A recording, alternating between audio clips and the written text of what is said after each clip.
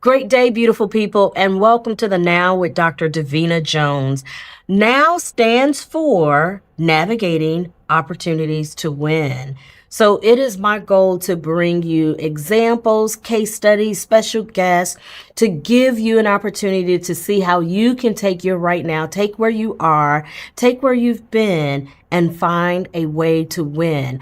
Well, I am so excited today because my special guest is someone that hired me, someone that I work for.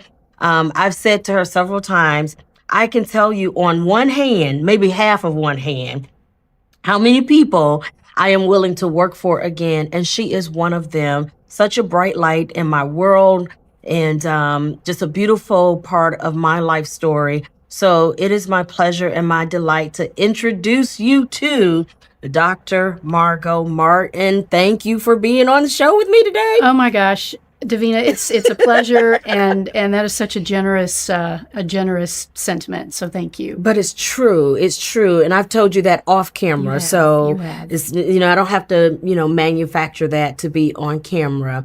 You and we met in higher education. We did. And now listen, I'm gonna put a number out there because I think it was 2007 or 8 when you hired me. That sounds about right. And you were dean. You hired me as faculty. And it really was a pleasure working with you. Thank you. Because you get it. You knew what it meant to be in the trenches and all of that. So you and I have been in higher ed. You continued in administration. Yes. I eventually went into administration.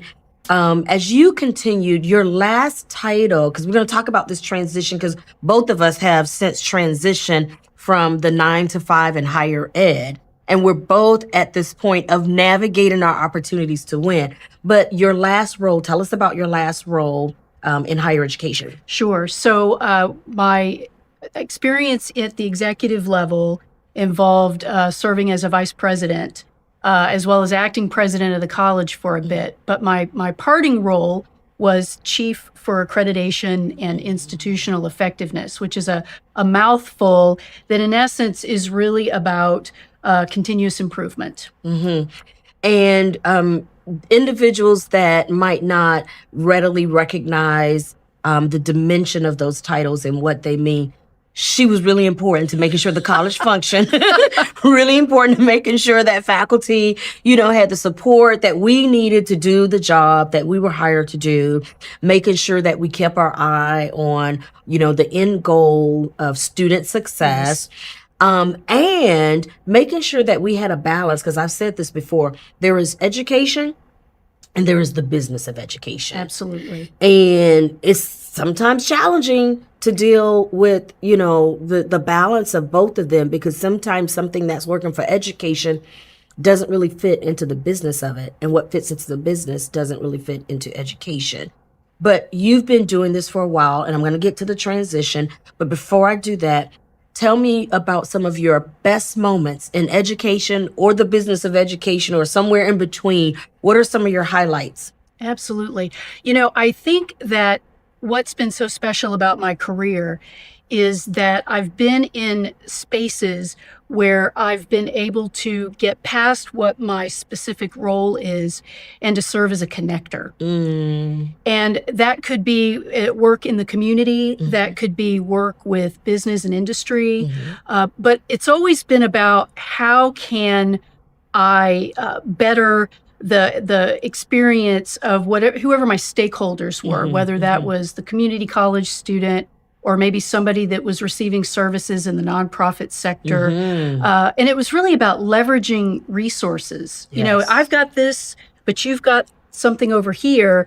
But if we put these things together, we can do more. Yes. We can do more for more people. Yes. And really elevate. And I have to tell you that so many of my mentors, my former supervisors, had confidence in me. Wow. And trusted me enough to just be able to push me into the deep end of the pool and know that I was going to represent appropriately.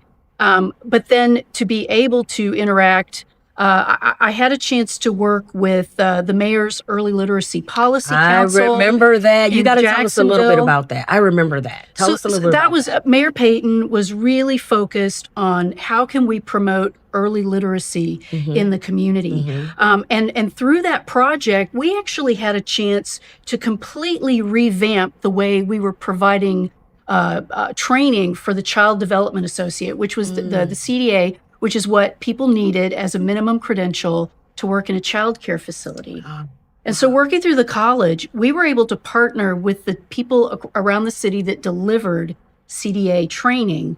We developed a common curriculum. So no matter where in the city you took that training, you had an automatic articulation to Florida State College at Jacksonville. Wow. And then we were able to build a baccalaureate degree in early childhood education. So there was a true career ladder for those entities. And so we partnered with Episcopal Child Services, Jacksonville Children's Commission, different entities in order to make that happen and to create that pathway. Even more importantly, we developed a rating system shifting from child care centers to early learning centers across the community, which just changed the game for kids that were going to daycare. Absolutely. Now they were going into early literacy programming. So that's just one example, but across the 25, 30 years of being in an administrative role, I've had a chance to partner with business and industry, with nonprofits, with government organizations, to just lift up different focal populations. And that's been the best. You're being very modest about your work, though, with the literacy program, because one of the things that I recall in an earlier conversation is just how important that program was, how important it was for you as an administrator with these resources to then connect with these individuals on behalf of the community. And I think what I remember in the conversation was that there was a moment some time ago where that program was paused or canceled for 5-6 months or something like that. And people didn't realize why it was important. Tell me about that. Sure. So, gosh, this was in the maybe like 2008, 2009, when the economy took a big shift. I remember that. And I was on the board for Learn to Read Jacksonville, which is now the Literacy Alliance of Northeast Florida. And it was the one program in the city that worked with grownups who couldn't read. It was a confidential program, so you could come and you didn't have to tell anybody, and it was free. And so as we began to see that economic shift and we weren't getting the monies into the organization, I was on the board at the time, and we reached a crux where we actually had to suspend operations for 6 months.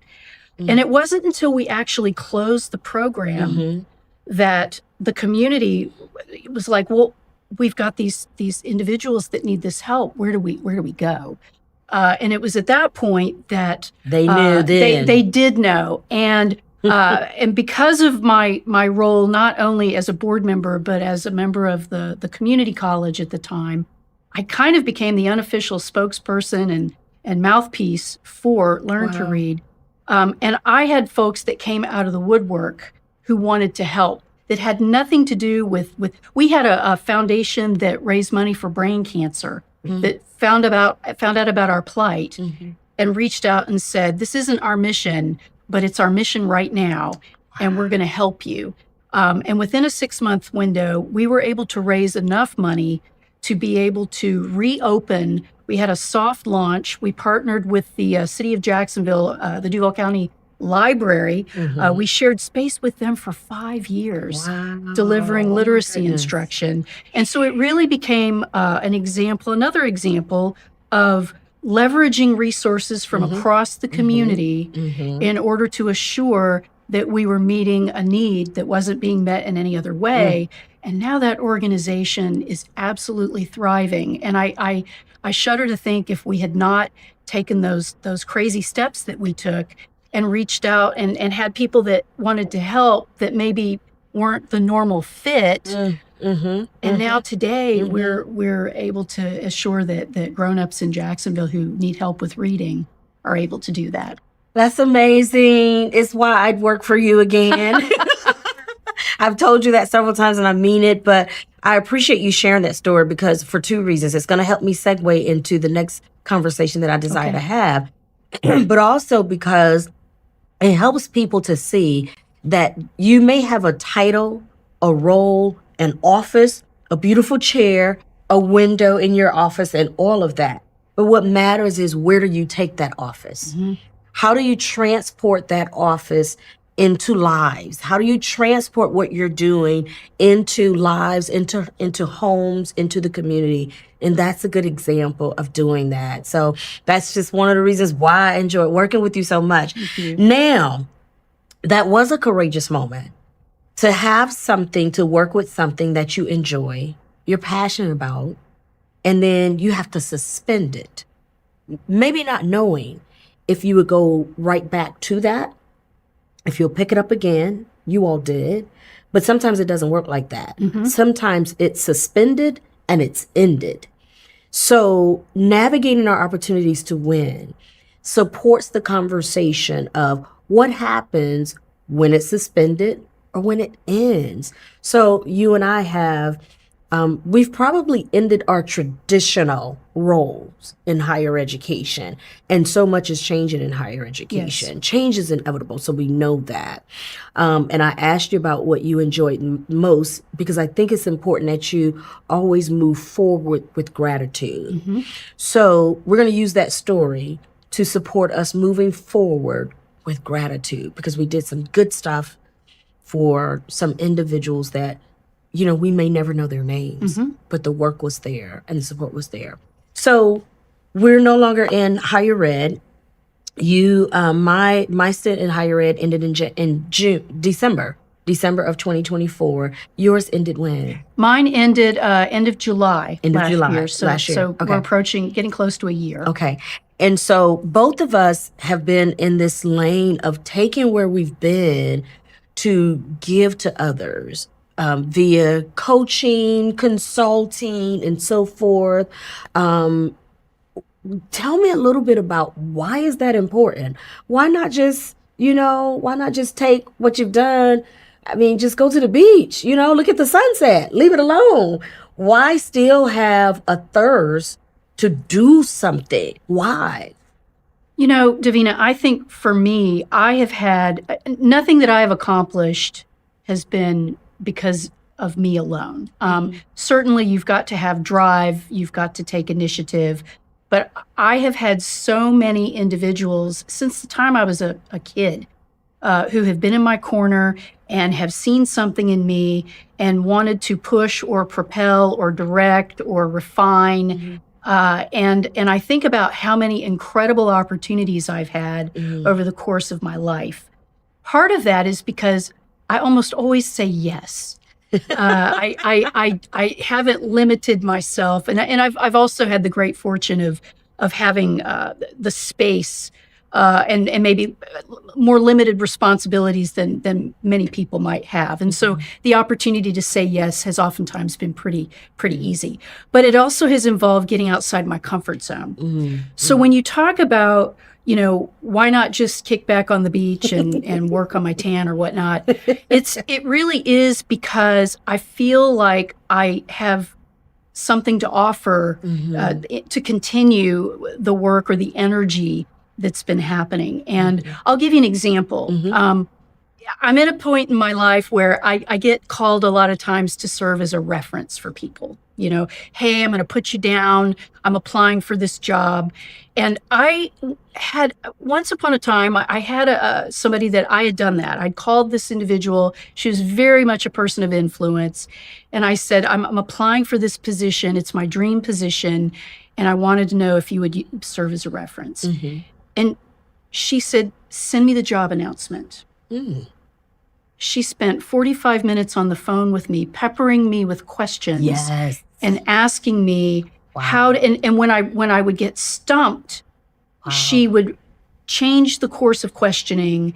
And by the time we were done, I had the skeleton of a cover letter, and I had revised what I needed to have in my resume. I have been able to repeat that model Oh my on goodness. countless occasions when someone has said, would you please serve as a reference for me? And I have said, what are you applying for? When is it due? What are, and then asking those questions and helping them crosswalk because oftentimes we sell ourselves short. We're like, well, I'm just doing this, or I'm doing, no. Right, This right, is how right. this experience ties into, because Exactly. none of us, for the most part, have done the job for which we're applying if we're moving up. Right, correct, Right? correct. And so it's a matter of taking what you've done here and how does that translate to where you're going. That's just one thing that I think I don't know what it is, but when people call me and say, I'm doing this, and I think I kind of startled them a little bit, because next thing you know, we're meeting at Starbucks or something, and then they call me later and say, I got an interview. Or even better, I got the job. And then after that, here's where I'm going next. And I had a former administrative assistant who once upon a time reminded me, she says, think of this person and this person and this person and this person and this person and all the things that they're now doing.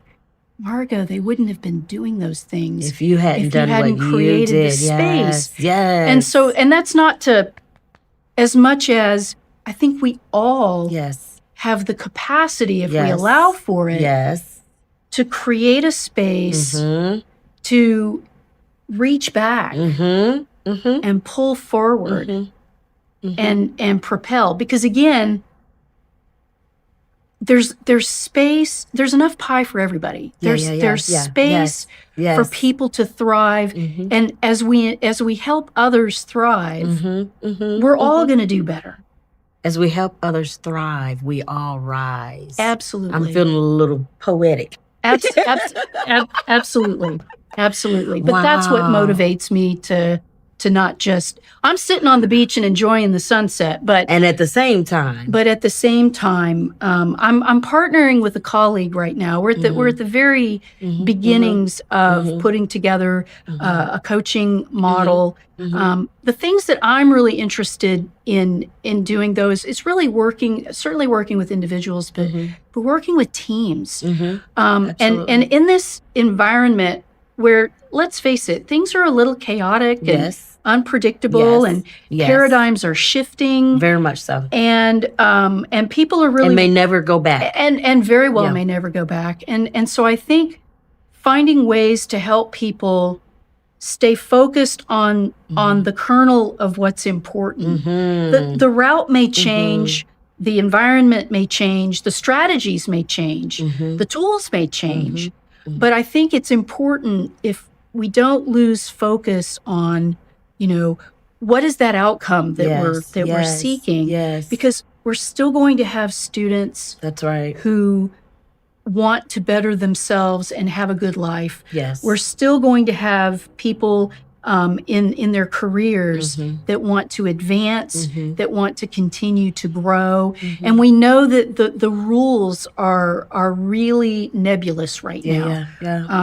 And are changing. Sure. And so finding ways that I can continue to contribute in that way that's what I'm excited about. And what a beautiful example. I've never done that before, and I've gotten some calls. I'm applying for a job. Will you support me? And I've never taken the moment to say, send me the job description. I just said yes based on the credibility of what I'm able to answer to, how the person worked for me, worked with me. But I never gave that a kind of prep interview, that drill interview. What a gift. What a gift to someone. What a gift to someone to help them move forward, taking all that you have in this suspension, in this pause, in this going to the next, and you're getting other people to their next. You're helping other people to get there as well. You have gifted our audience today. You've gifted them because we may have individuals that are watching and the light bulb just went on for them like it did for me. That's something that I can easily, that's something that you don't have to be in higher ed to do that. Absolutely. You can be in any industry and get a phone call and say, okay, stop by my office, or tell you what, you got a pen, paper? Let me ask you a few questions. Any industry, you can lift somebody up with that and you can help them navigate their opportunity to win. That's why I like you. That's why I reached out to him, like, you got to come and have a little bit of conversation. So I really appreciate, I'm so looking forward to the work that you're doing with your partner in the coaching and consulting spaces, because people are going to need it. We're in a transition with education nationwide, from top to bottom. And people are going to need some level-headed voices to help them build teams, to help us keep our eye on that bottom line, because these kids are dependent on us. Absolutely. Families are dependent on us. Yes. Communities are dependent on us, just like they were dependent on you with that literacy program. So we got to get in where we fit in. Do the work that you're passionate about doing. Do the work that you're called to do. Take the moment. Take the opportunity. Navigate it. Meditate on it. Consider it. Think about it so that you can win. I'm rooting for you. I'm believing in you, as I always say. And so let's step up to the plate. No more excuses. Let's win, and let's win together. Thank you so much for joining me. I so appreciate you joining us today. You can always find out more about what I'm doing, what the show is doing, upcoming episodes, and so forth at drjones.now. No, drjonesnow.com. Okay, drjonesnow.com. Keep in contact with us so that we can keep in contact with you. And as you all move forward with this, you've got to come back and then tell us this is where we are. Good. And then that way people can get you on their radar so that you can show up in some spaces where people need you. Yeah. Thank you. All right. I appreciate We'll do you. it. Thank you so much for being here. You bet. High five. High High five. 10. High 10. All right. Take care, everybody. Thank you so much. See you next time.